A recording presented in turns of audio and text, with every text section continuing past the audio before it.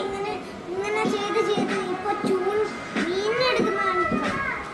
അതുകൊണ്ട് നമുക്ക് തന്നെ ഇറങ്ങാം. സാറേ ഞങ്ങൾ ഇറങ്ങാം.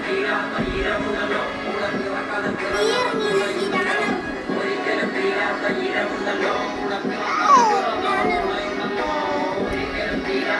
സാറേ ലൂസാക്കിക്കോ.